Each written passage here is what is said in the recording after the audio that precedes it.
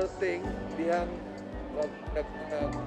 nag-celebrate sila wedding anniversary. Ang ganahan ko mag-donate niya.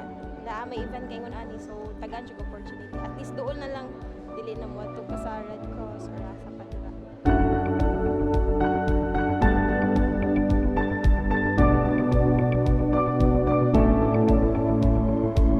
Okay na siya. Okay, thank you ma'am. So arin ako padung kay kuhaan ko og vital signs.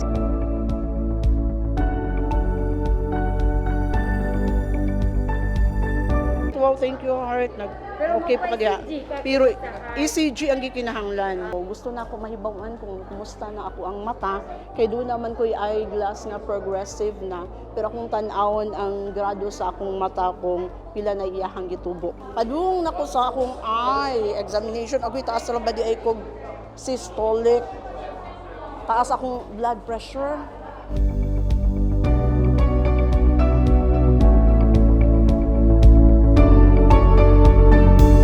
Pila pa medaro na to, ma'am? 75. Si sir?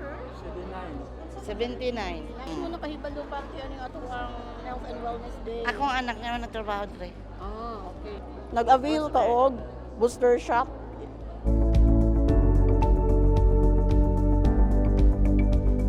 Batok ng baba, nakadikit na oh.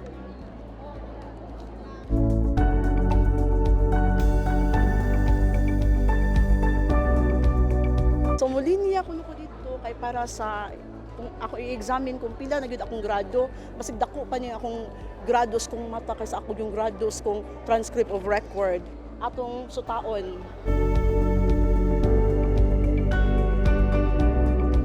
It's my turn. Ako na po mag-a-avail ng service.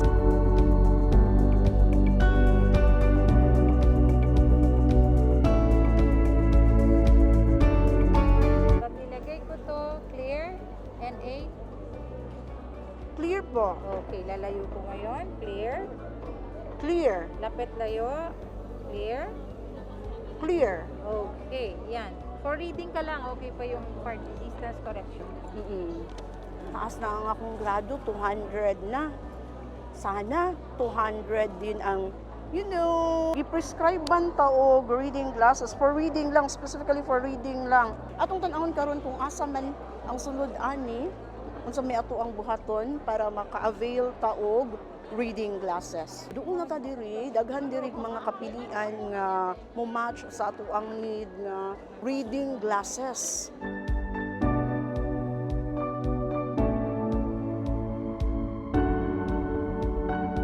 Makukuha po siya ilang araw po. From now. 15 minutes. Oh, 15 minutes, kaya pala. Doon pala gagawin. So doon ilalagay ang mga lente. Ayan si Kuya. Ginagawa ni Kuya yung mga lenses. Lingkod-lingkod, dramidiri. Magkapi-kapi sa mi and then anay, available na atong reading glasses.